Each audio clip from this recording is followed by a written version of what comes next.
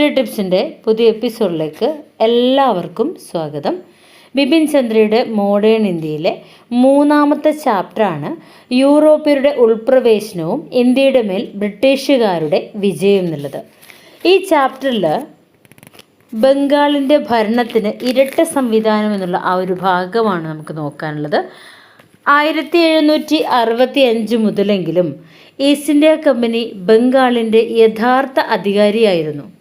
സൈന്യത്തിനായിരുന്നു പ്രതിരോധത്തിനുള്ള പൂർണ്ണ നിയന്ത്രണം ഉണ്ടായിരുന്നത്.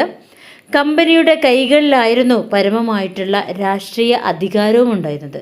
അപ്പോൾ 1765 മുതലെങ്കിലും ഈസ്റ്റ് ഇന്ത്യ കമ്പനി ബംഗാളിൻ്റെ യഥാർത്ഥ അധികാരിയായിരുന്നു. സൈന്യത്തിനായിരുന്നു പ്രതിരോധത്തിനുള്ള പൂർണ്ണ അധികാരമുണ്ടായിരുന്നത്. കമ്പനിയുടെ കൈകളിലായിരുന്നു പരമമായ രാഷ്ട്രീയ അധികാരങ്ങൾ. അപ്പോൾ ആഭ്യന്തരവും പുറമേ നിന്നുള്ളതുമായ സുരക്ഷയ്ക്ക് നവാബ് ബ്രിട്ടീഷുകാരെ ആശ്രയിച്ചു. ദിവാൻ എന്ന നിലയിൽ സുബഹദാറിനെ നിർദ്ദേശിക്കാനുള്ള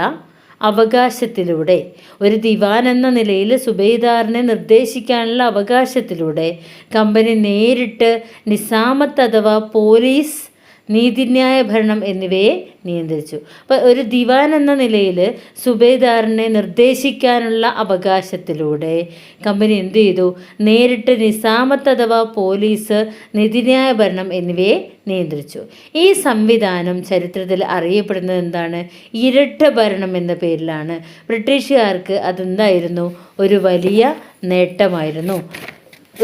ഉത്തരവാദിത്തങ്ങളില്ലാതെ അധികാരം മാത്രമായിട്ട് അവർക്ക് ലഭിച്ചു. ഉത്തരവാദിത്തങ്ങളില്ലാതെ അധികാരം മാത്രമായിട്ട് ആർക്ക് ലഭിച്ചു? ബ്രിട്ടീഷുകാർക്ക് ലഭിച്ചു.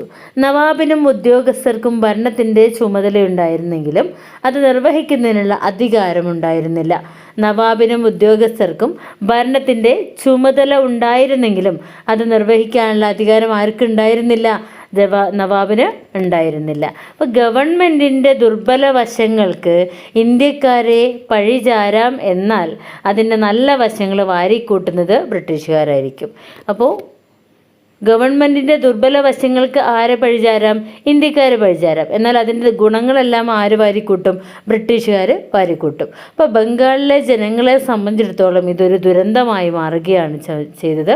അപ്പോൾ കമ്പനിയാകട്ടെ, നവാബാകട്ടെ അവരുടെ ക്ഷേമം ശ്രദ്ധിച്ചതില്ല. ഇതിലേറ്റവും കൂടുതൽ ദുരന്തം അനുഭവിച്ചത് ആരാണ്? സാധാരണക്കാരായ ജനങ്ങളാണ്. അപ്പോൾ കമ്പനിയുടെ ഉദ്യോഗസ്ഥർക്ക് ബംഗാൾ മുഴുവൻ ലഭിക്കുകയാണ് ഉണ്ടായത്. അപ്പോൾ ജനങ്ങളുടെ മേലുള്ള അവരുടെ പീഡനം വർദ്ധിച്ചു. അപ്പോൾ ക്ലൈവിനെ കുറിച്ച് നോക്കുകയാണെങ്കിൽ അരാജകത്വത്തിൻ്റെയും ചിന്താക്കുഴപ്പത്തിൻ്റെയും കൈക്കൂലിയുടെയും അഴിമതിയുടെയും പണം പിരിച്ചെടുക്കുന്നതിൻ്റെയും ഈ ഒരു അരങ്ങ് ഇതുപോലെ ബംഗാളിലല്ലാതെ ഒരു ദേശത്തും കാണുകയോ കേൾക്കുകയോ ഉണ്ടായിട്ടില്ലെന്ന് മാത്രം ഞാൻ പറയാം. ക്ലൈവ് തന്നെ പറയുന്ന വാക്കുകളാണ്. ഇത്ര അന്യായമായും പിടിച്ചുപറിച്ചിലൂടെയും ഇതുപോലെ സമ്പത്ത് വാരിക്കൂട്ടിയിട്ടുമില്ല.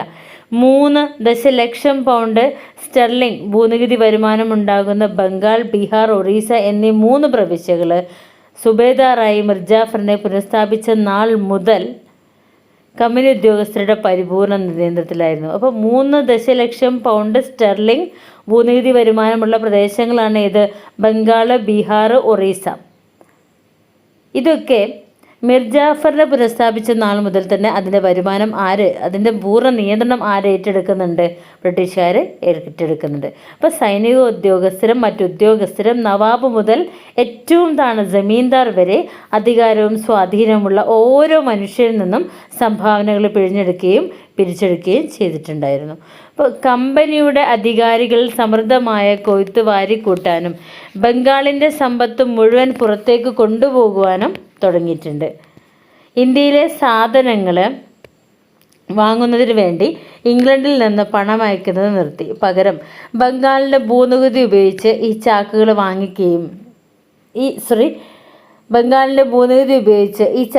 വാങ്ങിക്കുകയും വിദേശത്ത് വിൽക്കുകയും ചെയ്തു.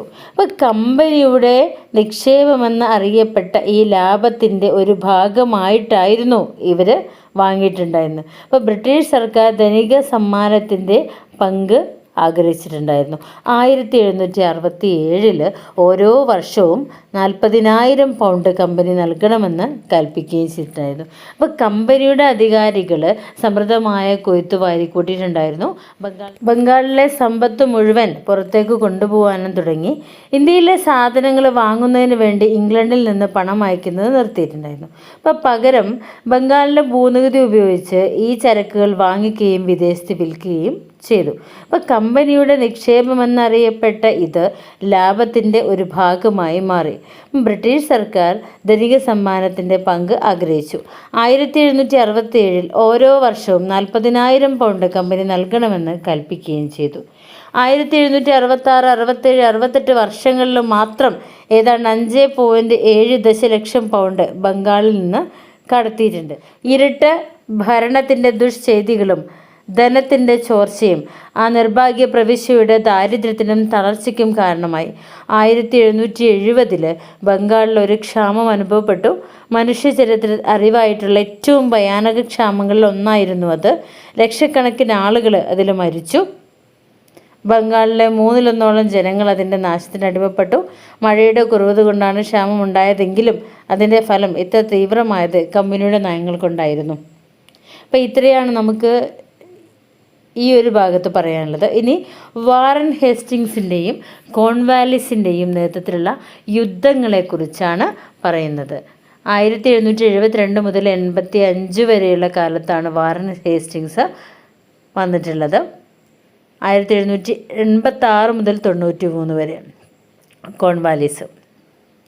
വാറൻ ഹേസ്റ്റിങ്ങിൻ്റെ കാലം 1772 to 85, 86 to 93 Cornwallis. 1772 East India Company ഒരു പ്രധാന ഇന്ത്യൻ ശക്തിയായിട്ട് മാറി. 1772 ഈസ്റ്റ് ഇന്ത്യ കമ്പനി ഒരു പ്രധാനപ്പെട്ട ഇന്ത്യൻ ശക്തിയായിട്ട് മാറി. അതിൻ്റെ ഇംഗ്ലണ്ടിലെ ഡയറക്ടർമാരും ഇന്ത്യയിലെ ഉദ്യോഗസ്ഥരും പുതിയ ആക്രമണങ്ങൾ തുടങ്ങുന്നതിന് മുമ്പ് ബംഗാളിന് മേലുള്ള നിയന്ത്രണം ഉറപ്പിക്കുന്നതിനുള്ള ശ്രമങ്ങൾ നടത്തി തുടങ്ങി. എന്നാൽ ഇന്ത്യയിലെ രാജ്യങ്ങളുടെ ആഭ്യന്തര പ്രശ്നങ്ങളിൽ ഇടപെടുന്ന സ്വഭാവവും ഭൂപ്രദേശങ്ങൾക്കും പണത്തിനുമായുള്ള ആർത്തിയും അവരെ യുദ്ധങ്ങളിൽ എത്തിച്ചു. അപ്പോൾ 1766 മൈസൂരിലെ ഹൈദരാലിയെ ആക്രമിക്കുന്നതിന് അവർ ഹൈദരാബാദിലെ നിസാമിനോടൊപ്പം ചേർന്നു. 1766 മൈസൂരിലെ ഹൈദരാലിയെ ആക്രമിക്കാൻ വേണ്ടിയിട്ട് അവർ ആരുടെ കൂടെ ചേർന്നു? ഹൈദരാബാദിലെ നിസാമിനോടൊപ്പം ചേർന്നു. എന്നാൽ താൻ പറഞ്ഞു കൊടുത്ത ഒരു സമാധാന സന്ധിയിൽ ഹൈദരാലി മദ്രാസ് കൗൺസിലിനെ കൊണ്ട് ഒപ്പുവെപ്പിച്ചു. നാനാ ഫട്നാവിസിൻ്റെ നേതൃത്വത്തിൽ ശിശുവായ പേഷ്വ മാധവറാവു രണ്ടാമനെ പിന്തുണയ്ക്കുന്നവരും രഘുനാഥറാവുവും തമ്മിൽ മറാത്തരുടെ ഇടയിൽ ശക്തമായൊരു മത്സരം നടക്കുന്ന സമയമായിരുന്നു ഇത്. ഈ ഒരു മറാത്ത യുദ്ധത്തിൻ്റെ സമയം എന്ന് പറഞ്ഞാൽ ഇംഗ്ലീഷുകാർ മറാത്തരുമായി യുദ്ധം ചെയ്ത സമയം 1775 കാലഘട്ടം. അതായത് നാനാ ഫട്നാവിസിൻ്റെ നേതൃത്വത്തിൽ ശിശുവായ പേഷ്വ മാധവറാവു രണ്ടാമനെ പിന്തുണയ്ക്കുന്നവരും മറുവശത്ത് രഘുനാഥറാവും തമ്മിൽ മറാത്തരുടെ ഇടയിൽ ശക്തമായിട്ട് മത്സരം നടക്കുകയായിരുന്നു. അപ്പോൾ മദ്രാസിലും ബംഗാളിലും തങ്ങൾ ചെയ്യാൻ കഴിഞ്ഞതുപോലെ വിജയം ആവർത്തിക്കാൻ കഴിയുമെന്നും അതിനെ തുടർന്ന് സാമ്പത്തിക നേട്ടങ്ങൾ കൊയ്യാൻ കഴിയുമെന്നും ഇംഗ്ലീഷുകാർ പ്രതീക്ഷിച്ചു. ഇതവരെ മറാത്തരുമായി 1775 മുതൽ 1782 വരെ നീണ്ട ഒരു യുദ്ധത്തിൽ പെടുത്തി. ഇത് അവരെ മറാത്തരുമായി 1775 മുതൽ 1782 വരെ നീണ്ട ഒരു യുദ്ധത്തിൽ പെടുത്തി. ഇന്ത്യയിലെ ബ്രിട്ടീഷ് ശക്തിക്കൊരു അന്ധകാര സമയമായിരുന്നു ഇത്. പേഷ്വയ്ക്കും മുഖ്യമന്ത്രിയായ നാനാ ഫട്നാവിസിനും പിന്നിൽ എല്ലാ മറാത്ത മുഖ്യന്മാരും ഐക്യത്തോടെ അണിനിരന്നു. അപ്പോൾ പേഷ്വയ്ക്കും അന്നത്തെ മുഖ്യമന്ത്രിയായ നാനാ ഫട്നാവിസിന് പിന്നിൽ എല്ലാ മറാത്ത മുഖ്യന്മാരും ഒരുമിച്ച് നിന്നു. അപ്പോൾ ദക്ഷിണേന്ത്യയിലെ രാജാക്കന്മാർ തങ്ങൾക്കിടയിൽ ബ്രിട്ടീഷുകാരുടെ സാന്നിധ്യം വെറുത്തിട്ടുണ്ടായിരുന്നു. ഈ അവസരം മുതലെടുത്ത് ഈ അവസരം മുതലെടുത്ത് ഹൈദരാലിയും നിസാമും കമ്പനിക്കെതിരായി യുദ്ധം പ്രഖ്യാപിച്ചു. അങ്ങനെ ബ്രിട്ടീഷുകാരുടെ നേർക്ക് മറാത്തരുടെയും മൈസൂരിൻ്റെയും ഹൈദരാബാദിൻ്റെയും ശക്തമായ സഖ്യം അണിനിരന്നു. അപ്പം മറ്റൊരു രാജ്യമായ അമേരിക്കയിൽ ഒരു യുദ്ധത്തിൽ അവർ പരാജയപ്പെട്ടുകൊണ്ടിരുന്ന സമയമായിരുന്നു അത്. അവിടെ 1776 ജനങ്ങൾ കലാപമുയർത്തി ശത്രുക്കളുടെ പ്രയാസങ്ങളിൽ നിന്ന് നേട്ടമുണ്ടാകാമെന്ന ഫ്രഞ്ചുകാരുടെ പദ്ധതിയെയും അവർക്ക് നേരിട്ടിട്ടുണ്ടായിരുന്നു. ഈ ഒരു സമയത്ത് ഹൈദരാലിയും നിസാമും കമ്പനിക്കെതിരെ യുദ്ധം പ്രഖ്യാപിച്ചു. അങ്ങനെ ബ്രിട്ടീഷുകാരുടെ നേർക്ക് മറാത്തരുടെയും മൈസൂരിൻ്റെയും ഹൈദരാബാദിൻ്റെയും ശക്തമായ സൈന്യം അണിനിരന്നു. മറ്റൊരു രാജ്യമായ അമേരിക്കയിൽ ഒരു യുദ്ധത്തിൽ അവർ പരാജയപ്പെട്ടുകൊണ്ടിരിക്കുന്ന ഒരു സമയമായിരുന്നു ഏത്? ഈ ഒരു സമയം. അവിടെ 1776 ജനങ്ങൾ കലാപം ഉയർത്തിയിരുന്നു. ശത്രുക്കളുടെ പ്രയാസങ്ങളിൽ നേട്ടമുണ്ടാക്കാമെന്ന ഫ്രഞ്ചുകാരുടെ പദ്ധതിയെയും അവർക്ക് നേരിട്ടിട്ടുണ്ടായിരുന്നു. എന്നാൽ ഇന്ത്യയിലെ ബ്രിട്ടീഷുകാർ ഈ സമയത്ത് ഊർജ്ജസ്വലനും അനുഭവസമ്പന്നനുമായ വാറൻ ഹേസ്റ്റിങ്സ് എന്ന ഗവർണർ ജനറലിൻ്റെ കീഴിലായിരുന്നു. അദ്ദേഹം ചങ്കുറപ്പോടെയും നിശ്ചയദാർഢ്യത്തോടെയും പ്രവർത്തിച്ചു. ഒരു ഭാഗത്തും വിജയമുണ്ടാകാതെ യുദ്ധം അവസാനിച്ചു. അങ്ങനെ 1782 സാൽബായ് സന്ധി പ്രകാരം സമാധാനം പുനഃസ്ഥാപിക്കുകയും അന്നത്തെ നില തുടരുമെന്ന് തീരുമാനിക്കുകയും ചെയ്തു. അപ്പോൾ ഇന്ത്യൻ ശക്തികളുടെ ഒന്നിച്ചു ചേർക്കുന്ന എതിർപ്പിൽ നിന്ന് ബ്രിട്ടീഷുകാരെ രക്ഷിച്ചു. ഇന്ത്യയിലെ ബ്രിട്ടീഷുകാർ ഈ സമയത്ത് ഊർജ്ജസ്വലനും അനുഭവസമ്പന്നനുമായ വാറൻ ഹേസ്റ്റിങ്സ് എന്ന ഗവർണർ ജനറലിൻ്റെ കീഴിലായിരുന്നു. അദ്ദേഹം ചങ്കുറപ്പോടെയും നിശ്ചയദാർഢ്യത്തോടെയും പ്രവർത്തിച്ചു. ഒരു ഭാഗത്തും വിജയമുണ്ടാകാതെ യുദ്ധം അവസാനിച്ചു. 1782 സാൽബായ് സന്ധി പ്രകാരം സമാധാനം പുനഃസ്ഥാപിക്കുകയും അന്നത്തെ നില തുടരുന്നതിന് തീരുമാനിക്കുകയും ചെയ്തു. അപ്പോൾ ഇന്ത്യൻ ശക്തികളുടെ ഒന്നിച്ചു ചേർന്നുള്ള എതിർപ്പിൽ നിന്നത് ബ്രിട്ടീഷുകാരെ രക്ഷപ്പെടുത്തി. ഇപ്പോൾ ഒന്നാം ആംഗ്ലോ മറാത്ത യുദ്ധമെന്ന് ചരിത്രത്തിൽ അറിയപ്പെടുന്ന ഈ യുദ്ധത്തിൽ രണ്ട് കൂട്ടർക്കും വിജയമുണ്ടായില്ല.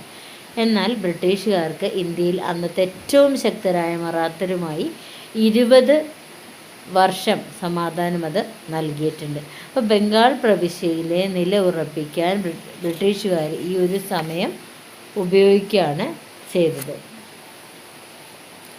ഈ സമയത്ത് മറാത്ത മുഖ്യന്മാർ തമ്മിൽ മത്സരിച്ച് ഊർജം നഷ്ടമാക്കി പ്രദേശങ്ങൾ ഹൈദരാലിയിൽ നിന്ന് തിരികെ നേടിയെടുക്കാൻ ബ്രിട്ടീഷുകാരെ സഹായിക്കാമെന്ന് സാൽബായ് സന്ധിയിൽ മറാത്തര് വാഗ്ദാനം ചെയ്തുകൊണ്ട് മൈസൂരിന് മേൽ സമ്മർദ്ദം ചെലുത്താൻ ബ്രിട്ടീഷുകാർക്ക് അവസരം ലഭിച്ചില്ല. ഒരിക്കൽ കൂടി ഇന്ത്യയിലെ ശക്തികളെ വിഭജിക്കുന്നതിൽ ബ്രിട്ടീഷുകാർ വിജയിച്ചു. അതേസമയം 1780 ഹൈദരാലിയുമായുള്ള യുദ്ധം ആരംഭിച്ചു.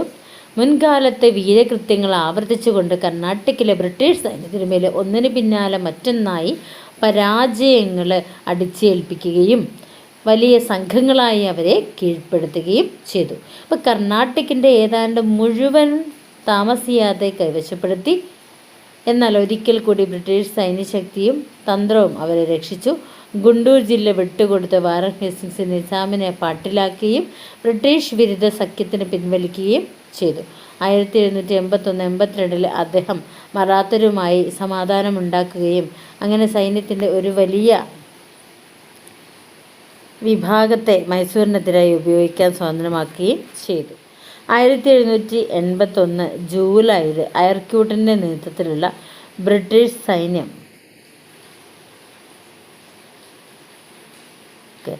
1781 ജൂലൈയിൽ അയർക്യൂട്ടിൻ്റെ നേതൃത്വത്തിലുള്ള ബ്രിട്ടീഷ് സൈന്യം പോർട്ടോനോവയിൽ വെച്ച് ഹൈദരാലിയെ തോൽപ്പിക്കുകയും മദ്രാസിനെ രക്ഷിക്കുകയും ചെയ്തു. 1782 ഡിസംബറിൽ ഹൈദരാലിയുടെ മരണത്തിന് ശേഷം അദ്ദേഹത്തിൻ്റെ പുത്രനായിട്ടുള്ള ടിപ്പു സുൽത്താന് യുദ്ധം തുടർന്നു. എതിരാളിയെ കീഴ്പ്പെടുത്താൻ രണ്ട് കൂട്ടർക്കും കഴിയാതിരുന്നത് കൊണ്ട് 1784 മാർച്ചിൽ സമാധാനത്തിൽ ഒപ്പിടുകയും ഇരു കൂട്ടരും പിടിച്ചടക്കിയ പ്രദേശങ്ങൾ പരസ്പരം കൈമാറുകയും ചെയ്തു.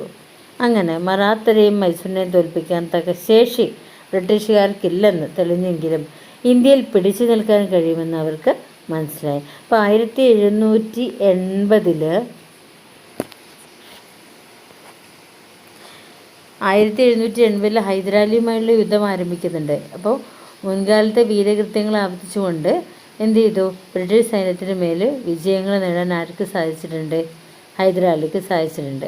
പിന്നെ കർണാടകത്തിൻ്റെ ഏതാനും മുഴുവനും താമസിയാതെ കൈവശപ്പെടുത്തി. എന്നാൽ ഒരിക്കൽ കൂടി ബ്രിട്ടീഷ് സൈന്യ ശക്തിക്കും നയതന്ത്രവും അവർ രക്ഷിച്ചു. അപ്പോൾ ഗുണ്ടൂർ ജില്ല വിട്ടുകൊടുത്ത് വാറൻ ഹേസ്റ്റിങ്സ് നിസാമിനെ പാട്ടിലാക്കുകയും ബ്രിട്ടീഷ് വിരുദ്ധ സഖ്യത്തിൽ പിൻവലിക്കുകയും ചെയ്തു. 1881-82 അദ്ദേഹം മറാത്തരുമായി സമാധാനമുണ്ടാക്കുകയും അങ്ങനെ സൈന്യത്തിൻ്റെ ഒരു വലിയ വിഭാഗം മൈസൂരിനെതിരായിട്ട് ഉപയോഗിക്കാൻ സ്വതന്ത്രമാവുകയും ചെയ്തു. 1781 ജൂലൈയിൽ അയർക്യൂട്ടിൻ്റെ നേതൃത്വത്തിലുള്ള ബ്രിട്ടീഷ് സൈന്യം പോർട്ടനോവയിൽ വെച്ച് ഹൈദരാലിയെ തോൽപ്പിച്ചു, മദ്രാസിനെ രക്ഷിച്ചു. 1782 ഡിസംബറിൽ ഹൈദരാലിയുടെ മരണത്തിന് ശേഷം അദ്ദേഹത്തിൻ്റെ പുത്രനായ ടിപ്പു സുൽത്താൻ യുദ്ധം തുടർന്നു. എതിരാളിയെ കീഴ്പ്പെടുത്താൻ രണ്ടു കൂട്ടർക്കും കഴിയാതിരുന്നുകൊണ്ട് 1784 മാർച്ചിൽ സമാധാനത്തിൽ ഒപ്പിടുകയും ഇരുകൂട്ടരുടെയും പിടിച്ചടക്കിയ പ്രദേശങ്ങൾ പരസ്പരം കൈമാറുകയും ചെയ്തു. ഇങ്ങനെ മറാത്തരെയും മൈസൂരിനെയും തോൽപ്പിക്കാൻ തക്ക ശേഷി ബ്രിട്ടീഷുകാർക്കില്ലെന്ന് തെളിഞ്ഞെങ്കിലും ഇന്ത്യയിൽ പിടിച്ചു നിൽക്കാൻ കഴിയുമെന്ന് അവർ നിശ്ചയമായും തെളിയിച്ചിട്ടുണ്ടായിരുന്നു. അപ്പോൾ ബ്രിട്ടീഷുകാരുടെ മൈസൂരുമായുള്ള മൂന്നാമത്തെ യുദ്ധമായിരുന്നു ബ്രിട്ടീഷുകാരെ സംബന്ധിച്ചിടത്തോളം കുറേ കൂടി ഫലപ്രദമായിട്ടുള്ള യുദ്ധമെന്ന് പറഞ്ഞാൽ. 1784 സന്ധി ടിപ്പുവും ബ്രിട്ടീഷുകാരും തമ്മിൽ മത്സരത്തിനുള്ള സാധ്യത ഇല്ലാതാക്കിയില്ല. യുദ്ധം മാറ്റിവെക്കുക മാത്രമേ ചെയ്തിട്ടുള്ളൂ.